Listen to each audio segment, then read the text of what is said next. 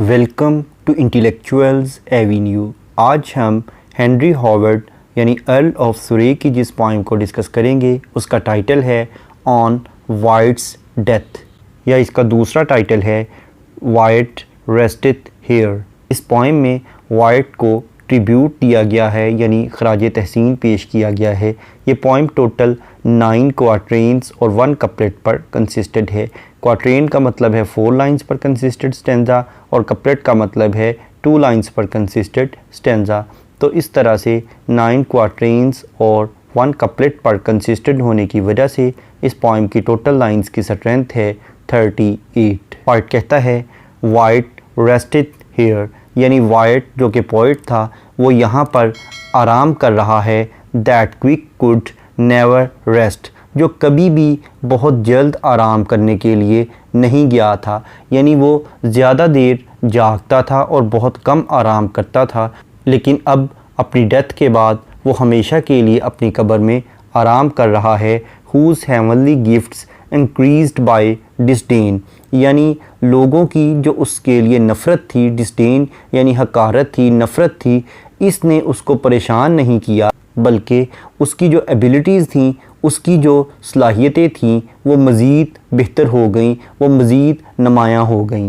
And virtue sank the deeper in his breast, और जो अच्छाई थी वो इसके सीने में मज़ीद गहरी होती चली गई, यानी उसका सीना अच्छाई से मज़ीद भर गया। लोगों की नफ़रत ने उसको परेशान करने की बजाय उसकी सलाहियतों में भी इजाफ़ा कर दिया और उसके सीने में अच्छाई मज़ीद परवान चढ़ने लगी। Such profit he of envy could obtain, और इसने अपने हसद से बहुत ज़्यादा फ़ायदा हासिल कर लिया, यानी जो लोग उससे हसद करते थे उसका भी उसे फ़ायदा ही हुआ। Ahead where wisdom mysteries did frame, यानी लोगों की हसद की वजह से उसका जो दिमाग था, उसका सर यानी जो उसका दिमाग था, उसमें बहुत ज़्यादा दानाई और बहुत से राज आने लग गए, यानी बहुत से राज उस पर खुलना शुरू हो गए और उसके जहन में बहुत ज़्यादा हिकमत और दानाई आ गई। Whose hammers beat still in that lively brain, उसके ज़िंदगी से भरपूर दिमाग के अंदर जब हथौड़ों की ज़रबें लगनी शुरू हुई, यानी लोगों के तल्ख और बुरे अल्फाज जो थे वो उसके जहन पर हथौड़ों की तरह लगते, लेकिन उससे उसको चोट नहीं लगती थी, बल्कि उसके जहन में नए नए ख़यालात पैदा होना शुरू हो गए। एज़ जैसा कि on a stith where some work of frame, यानी जब किसी लोहार खाने में लोहे के टुकड़े पर ज़रबें लगाई जाती हैं तो इससे लोहा मज़ीद मजबूत हो जाता है। इसी तरह से लोगों के गलत और बुरे अल्फाज का उसके जहन पर बुरा असर नहीं होता था, बल्कि उसका जहन मज़ीद मजबूत हो जाता था और उसमें मज़ीद हिकमत और दानाई आ जाती थी और उसके सामने नए नए राज खुलना शुरू हो जाते थे। इस तरह से वो लोगों की हसद से भी फ़ायदा ही उठा लिया करता था। वॉज डेली रोट, जिस तरह से रोज़ाना लोहे को ज़रबें लगाई जाती हैं, to turn to Britain's gain, वो बरतानिया के मफाद के लिए अविजेज एक ऐसा चेहरा बन गया था। स्टर्न एंड माइल्ड, वो एक ही वक्त में सख्त भी था और एक ही वक्त में नरम भी था, यानी वो दुश्मनों के लिए सख्त था और अपने दोस्तों के लिए नरम था। वेयर बोथ डिड ग्रो, जहाँ उन दोनों चीज़ों की अफजाइश होती थी, यानी उसके चेहरे पर नरमी और सख्ती दोनों परवरिश पा रही थी, दुश्मनों के लिए सख्ती और अपनों के लिए नरमी। Vice to condemn in virtues to rejoice, वो बुराई की मजम्मत किया करता था और नेकी पर खुशी का इजहार किया करता था। अमिड ग्रेट स्टॉर्म्स, और बहुत ज़्यादा शदीद तूफ़ानों के दरमियान, होम ग्रेस एश्योर्ड सो, उसकी खुश अखलाक़ी ने यही यकीन दिलाया, to live upright and smile at fortune's choice, कि हमें सच्चाई की ज़िंदगी बसर करनी चाहिए और किस्मत का मुस्कुरा कर सामना करना चाहिए, यानी किस्मत में जो लिखा है हमें उसे कबूल करना चाहिए और ज़िंदगी में हमेशा सच्चाई का दामन नहीं छोड़ना चाहिए। यही उसकी खुश अखलाक़ी थी जो उसने ज़िंदगी के बड़े बड़े तूफ़ानों में भी नहीं छोड़ी। अ हैंड्स ये एक ऐसा हाथ था दैट टॉट, जो कि सिखाता था what might be said in rhyme, कि शायरी में अपने जज्बात का इजहार कैसे किया जाता है। That reft Chaucer the glory of his wit, और इसने अपनी जहानत और अक्लमंदी से चौसर जैसे अजीमुल मर्तबत शायर को भी शिकस्त दे दी, उसको भी मात दे दी, वो इससे भी आगे गुजर गया। अ मार्क, एक ऐसा निशान, अनपरफाइटेड फॉर टाइम, वो एक ऐसा मयार दे गया जो उस वक्त तक नाकिस था।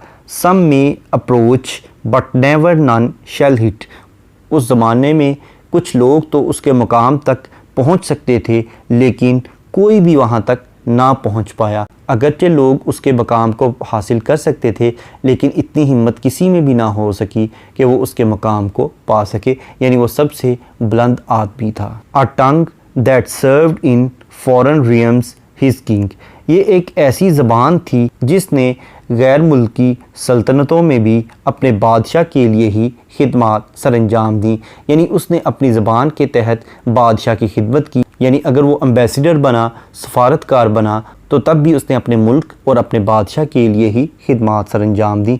अपनी ज़बान से उसने कभी भी अपने मुल्क के ख़िलाफ़ या अपने बादशाह के ख़िलाफ़ कोई लफ्ज़ नहीं बोला। Whose courteous talk to virtue did inflame, और उसका बात करने का अंदाज़ नेकी और अच्छाई को मज़ीद परवरिश देता था। ईच वर्दी हार्ट, हर नेक दिल को, यानी उसकी आवाज़ जो थी वो हर नेकी वाला दिल रखने वाले शख्स में मज़ीद अच्छाई के जज्बात को भड़काती थी। अ वर्दी गाइड, और वो एक ऐसा काबिल रहनुमा था।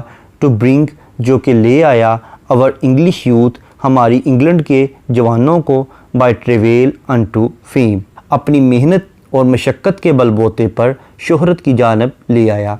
यानी वो एक ऐसा काबिल रहनुमा था, एक ऐसा कायद था जो कि बरतानिया की नौजवान नस्ल को अपनी मेहनत के बलबूते पर शोहरत की बुलंदियों पर ले आया। And I whose judgement no affect could blind, वो एक ऐसी आँख का मालिक था जिसकी कव्वते फ़ैसला हर चीज़ को देखती थी, वो किसी चीज़ से ब्लाइंड नहीं थी, यानी उसकी आँख से कोई भी चीज़ ओझल नहीं हुआ करती थी, वो हर चीज़ पर नज़र रखता था। फ्रेंड्स टू अल्योर, वो अपने दोस्तों को हमेशा खुश रखता। एंड फोर्स टू रिकॉन्साइल, और दुश्मनों में भी हमेशा मसालहत करवाने की कोशिश करता। Whose piercing look did represent a mind, और इसकी तेज़ नज़र एक ऐसे जहन की नुमाइंदगी करती थी। विद वर्चू फ्रॉड, जो कि नेकी से भरपूर हो। रिस्पॉन्ड वाइड ऑफ गाइल, मुतमईन हो और कभी भी धोखा ना दे, यानी वो दिल धोखे से खाली था और नेकी से भरपूर था। यानी उसकी नज़र एक ऐसे जहन की नुमाइंदगी करती थी जो जहन नेकी से भरपूर था, मुतमईन था और कभी भी किसी को धोखा देने का सोच भी नहीं सकता था। अ हार्ट, उसका ऐसा दिल था। Where dread yet never so impressed, जहाँ कभी भी खौफ असरअंदाज नहीं हो सकता था, यानी उसके दिल में कभी किसी का खौफ नहीं आया। To hide the thought that might the truth advance, और ना ही उसके दिल ने कभी किसी ऐसी सोच को दबाया जिससे सच ज़ाहिर हो सके, यानी वो हमेशा खुलेआम सच की तशहीर किया करता था। इन नीदर फॉर्चून लिफ्ट नॉर सो रेप्रेस्ड, वो ना तो बहुत ज़्यादा मालदार था और ना ही इतना गरीब था। टू स्वेल इन वेल्थ, के दौलत हासिल करने पर वो खुश हो जाए। नॉर यील्ड अनटू मिसचांस, और ना ही बदकिस्मती पर हार मान ले, यानी ना तो वो इतना अमीर था कि वो हर वक्त दौलत ही के नशे में सरशार रहे, और ना ही वो इतना गरीब था कि वो बदकिस्मती को देखकर हार मान ले, शिकस्त खुर्दा हो जाए। अ वैलियंट कॉर्प्स, वो अपने अंदर एक बहादुर फौजी दस्ते की खूबियाँ रखता था, यानी वो वन मैन आर्मी था। Where force and beauty met, जिसमें ताकत और ख़ूबसूरती दोनों यकजा हो जाते हैं। हैप्पी, खुश था। अलास, अफसोस। टू हैप्पी, वो बहुत खुश था। बट, लेकिन। फॉर फोज, अपने दुश्मनों के लिए। लिव्ड, वो ज़िंदा रहा। And ran the race that nature set, वो एक ऐसी नस्ल से तल्लक रखता था जिसको फितरत ने खुद से तामीर किया था। ऑफ मैनहुड शेप, इंसान के रूप में। Where she the mould did lose, यानी शी का मतलब है नेचर, कि उसे नेचर ने खुद से ही तरतीब दिया और उसके बाद फितरत ने अपना सांचा तोड़ दिया, यानी फितरत दोबारा से ऐसा इंसान पैदा ही नहीं कर सकी। वो अजीम तरीन इंसान था, उससे ज़्यादा बेहतर इंसान नहीं था, जो कि अपनों के साथ साथ दुश्मनों में भी हमेशा खुशी महसूस किया करता था, या दुश्मनों के लिए भी हमेशा खुशी का बायस रहा करता था। बट मगर to the heavens that simple soul is fled, लेकिन ये सादा रूह अब जन्नत की तरफ परवाज़ कर चुकी है। Which left with such as covet Christ to know, और ये रूह ऐसे परवाज़ की जैसा कि ये जीसस क्राइस्ट से ये जानने की कोशिश कर रही हो, witness of faith that never shall be dead, कि वो इसके ईमान की शहादत दे दें जिसे कभी भी मौत नहीं आएगी। यानी जैसे जीसस क्राइस्ट को कभी भी मौत नहीं आई, वो दोबारा से ज़िंदा होकर इस दुनिया में आएंगे। उसे लगता है कि उसकी रूह भी हमेशा ज़िंदा ही रहेगी, क्योंकि अगरचे वो ख़ुद तो इस दुनिया से रुखसत हो गया है, लेकिन उसका जो लिटरेचर है, उसके जो वर्क्स हैं, वो हमेशा इस दुनिया में ज़िंदा रहेंगे और इसकी गवाही जीसस क्राइस्ट भी देंगे। Sent for our health but not receive so, वो एक ऐसा शख्स था जिसे हमारी बेहतरी के लिए भेजा गया था, लेकिन हमने उसे इस तरह से कबूल नहीं किया जिस तरह से उसे कबूल करने का हक़ था, यानी हम उसका हक़ अदा नहीं कर सके। दस इसलिए for our guilt this jewel have we lost, इसलिए हम अपनी गलती की वजह से इस मोती को, इस खूबसूरत कीमती हीरे को अपने से दूर कर चुके हैं, इसे खो चुके हैं। द अर्थ हिज बोन्स, इस ज़मीन ने उसकी हड्डियों को अपने अंदर संभाल लिया है, यानी ज़मीन को इस पर फ़ख्र है कि इसमें उसकी हड्डियाँ हमेशा के लिए महफूज हैं। The heavens possess his ghost, और जो उसकी रूह है वो ऊपर आसमानों में जन्नत में क़याम पजीर है, यानी ज़मीन को इस बात पर फ़ख्र है कि उसके पास उसका जिस्म, उसका ढांचा या उसकी हड्डियां हैं, और आसमान और जन्नत को इस पर फ़ख्र है कि उसके पास उसकी रूह है। इस पोइम का इंट्रोडक्शन, ग्लोसरी, ट्रांसलेशन और एक्सप्लेनेशन को देखने के बाद अब हम आते हैं इस पोइम में यूज़ होने वाली लिटरेरी टर्म्स या फिगर ऑफ स्पीच की जानिब। सबसे पहले हम देखते हैं मीटर। इस पोइम में थारोली आइम्बिक पेंटामीटर यूज़ किया गया है, यानी इसमें टोटल 5 फीट और 10 सिलेबल्स हैं। फर्स्ट सिलेबल अनस्ट्रेस्ड, दूसरा स्ट्रेस्ड है, इस तरह से ऑनवर्ड्स ये सिलसिला चलता है। इसके बाद नेक्स्ट है राइम स्कीम। इस पोइम की राइम स्कीम अल्टरनेट है, यानी ए बी, यानी फर्स्ट लाइन थर्ड के साथ राइम्ड है, सेकंड फोर्थ के साथ राइम्ड है, इस तरह से ऑनवर्ड्स ये सिलसिला चलता है। जैसा कि फर्स्ट लाइन का लास्ट वर्ड है रेस्ट, थर्ड लाइन का लास्ट वर्ड है ब्रेस्ट, रेस्ट ब्रेस्ट। उसके बाद सेकंड लाइन का लास्ट वर्ड है डिस्डेन, फोर्थ लाइन का लास्ट वर्ड है ऑब्टेन, डिस्डेन ऑब्टेन। इसी तरह से frame, fame, brain, gain, grow, so, rejoice, choice, rhyme, time, wit, hit, king, bring, inflame, fame, blind, mind, reconcile, guile, impressed, repressed, advance, mischance, met, set, foes, lose, fled, dead, no, सो। उसके बाद last 2 lines आपस में rhymed हैं, यानी lost, ghost. Next है एलुयन। एलुयन का मतलब है रेफरेंस या हवाला, जैसा कि फर्स्ट लाइन में वाइट का एलुयन यूज़ किया गया है, लाइन नंबर 8 में ब्रिटेन का एलुयन यूज़ किया गया है, लाइन नंबर 14 में चौसर का एलुयन यूज़ हुआ है, लाइन नंबर 34 में क्राइस्ट का एलुयन यूज़ किया गया है। नेक्स्ट है कायुरा। कायुरा का मतलब है कि अगर पोइट किसी लाइन में पॉज या ब्रेक यानी वक्फ़ा लेने के लिए कोई पंक्चुएशन मार्क यूज़ करे तो इसे कायुरा कहते हैं, जैसा कि लाइन नंबर 1 में वाइट रेस्ट हेयर के बाद कॉमा यूज़ किया गया है। नेक्स्ट है मेटाफर। मेटाफर का मतलब है किसी क्वालिटी की बेस पर किसी चीज़ को कोई दूसरी चीज़ डिक्लेयर कर देना, जैसा कि लाइन नंबर 2 को अगर हम देखें तो इसमें हेवनली गिफ्ट्स का जिक्र किया गया है। इसका मतलब है ख़ुदादाद, सलाहियतें यानी एबिलिटीज़। उसके बाद लाइन नंबर 37 को अगर हम देखें तो इसमें ज्यूल का वर्ड यूज़ किया गया है, जो कि वाइट का मेटाफर है। नेक्स्ट है सिमिली। सिमिली का मतलब है to compare two different things on the base of same traits, यानी एक जैसी सिफ़ात की बुनियाद पर दो मुख्तलिफ़ चीज़ों का मुआवजा करना, जैसा कि लाइन नंबर 6 से लेकर लाइन नंबर 8 तक वाइट के जहन को उस लोहे के टुकड़े के साथ कंपेयर किया है जिस पर हथौड़े ने बहुत ज़्यादा ज़रबे लगाई हों और वो मज़ीद मजबूत हो गया हो। नेक्स्ट है एंजॉयमेंट। एंजॉयमेंट का मतलब है कि अगर किसी लाइन को पढ़ने के बाद उसकी अंडरस्टैंडिंग डेवलप हो जाए तो ऐसी लाइन को एंड स्टॉप लाइन कहते हैं। इसके बरक्स अगर किसी लाइन को पढ़ने के बाद उसकी प्रॉपर अंडरस्टैंडिंग डेवलप ना हो बल्कि इसके लिए नेक्स्ट लाइन की सपोर्ट की ज़रूरत हो तो ऐसी लाइन को रन ऑन लाइन कहते हैं और इस टेक्निक को एंजॉयमेंट कहते हैं। जैसा कि लाइन नंबर 6 को अगर हम देखें तो इसमें पॉइंट कहता है whose hammers beat still in that lively brain, यानी वो हथौड़े जो कि उसके जहन में लगे।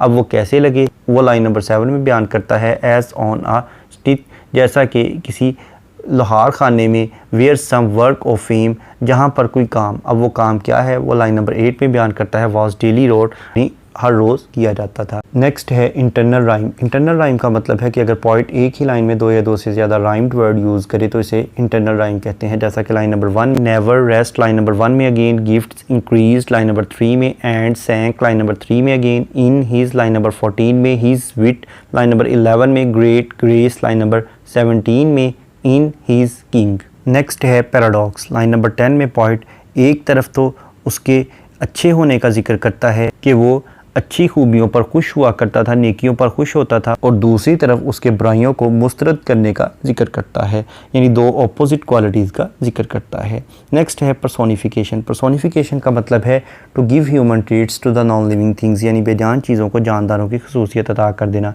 जैसा कि लाइन नंबर 11 में वो स्टॉर्म्स यानी तूफ़ानों को पर्सोनीफाई करता है। उसके बाद लाइन नंबर 31 और 32 में वो नेचर को पर्सोनीफाई करता है। नेक्स्ट है सिनिक्टिकी। सिनिक्टिकी का मतलब है किसी चीज़ को मुकम्मल तौर पर बयान करने के बजाय उसके किसी ऑर्गन या पार्ट का जिक्र करना। जैसा कि लाइन नंबर 13 में वो हैंड यानी हाथ का जिक्र करता है और लाइन नंबर 17 में टंग यानी ज़ुबान का जिक्र करता है। नेक्स्ट है एलिट्रेशन। एलिट्रेशन का मतलब है बिगिनिंग ऑफ 2 और more than 2 words in the same line with the same letter और साउंड, यानी एक ही लाइन में 2 या 2 से ज़्यादा अल्फाज का एक ही हरफ या एक ही आवाज़ से शुरू होना। जैसा कि लाइन नंबर 6 में बीट ब्रेन, ये दोनों वर्ड्स बी लेटर से स्टार्ट हो रहे हैं। लाइन नंबर 7 में स्टिथ सम, लाइन नंबर 10 में वाइस वर्चूज़, लाइन नंबर 11 में ग्रेट ग्रेस। नेक्स्ट है कॉन्सोनेंट्स। कॉन्सोनेंट्स का मतलब है use of same consonant letter in the different words of the same line, यानी एक ही लाइन के मुख्तलिफ अल्फाज में एक ही कॉन्सोनेंट लेटर का इस्तेमाल करना। जैसा कि लाइन नंबर 1 में वाट दैट रेस्ट, इन तीनों वर्ड्स में टी लेटर यूज़ हुआ है जो कि कॉन्सोनेंट लेटर है। उसके बाद लाइन नंबर 5 में हेड डिड, लाइन नंबर 6 में बीट दैट, लाइन नंबर 8 में turn Britain gain, line number 13 में that taught what might, line number 14 में दैट रेफ्ट विट। नेक्स्ट है एसोनेंस। एसोनेंस का मतलब है use of same vowel letter in the different words of the same line, यानी एक ही line के मुख्तलिफ अल्फाज में एक ही वावल लेटर का इस्तेमाल करना। जैसा कि लाइन नंबर 1 में नेवर रेस्ट, इन दोनों वर्ड्स में ई लेटर यूज़ हुआ है जो कि वावल है। उसके बाद लाइन नंबर 1 में again gifts increased, line number 3 में एंड सैंक, लाइन नंबर 3 में again in his, line number 11 में अमिड अश्योर्ड, लाइन नंबर 14 में हीज विट, लाइन नंबर 17 में इन हीज किंग। इसके अलावा पॉइंट ने वाइट को ट्रिब्यूट देने के लिए यानी खराज तहसीन पेश करने के लिए बहुत ज़्यादा हाइपरबोली का सहारा लिया है। हाइपरबोली का मतलब है किसी चीज़ को बहुत ज़्यादा एग्जैजरेट करना, यानी मुबालगा आराई या बहुत ज़्यादा तारीफ़ व तहसीन से काम लेना। इसके अलावा पॉइंट ने बहुत से इमेजेस भी यूज़ किए हैं जैसा कि gifts, breast, head, hammers, brain, visage, hand, king, eye, jewel, bones, ghost. इसके बाद अगर हम इस पोइम के थीम को देखें तो इसमें पॉइंट ने वाइट को ट्रिब्यूट देने के लिए उसी की खसूसियात, उसी की सिफ़ात का जिक्र किया है और इसके लिटरेरी वर्क्स का जिक्र किया है और उसकी जो पर्सनल ट्रेट्स थी यानी उसकी ज़ाती खूबियाँ थीं उनका जिक्र किया है। यहाँ पर यह पोइम ख़त्म हुई। हेनरी हॉवर्ड यानी अर्ल ऑफ सुरी की दीगर पॉइम्स को डिटेल में समझने के लिए इसी चैनल पर हेनरी हॉवर्ड की प्लेलिस्ट को विज़िट करें। इसके अलावा जिन लिटरेरी टर्म्स का जिक्र इस पॉइम में किया गया है उन तमाम टर्म्स को डिटेल में समझने के लिए इसी चैनल यानी इंटेलेक्चुअल्स एवेन्यू पर लिटरेरी टर्म्स की प्लेलिस्ट को विज़िट करें। इन दोनों प्लेलिस्ट्स का लिंक नीचे डिस्क्रिप्शन बॉक्स में मौजूद है। Thank you for attending this lecture.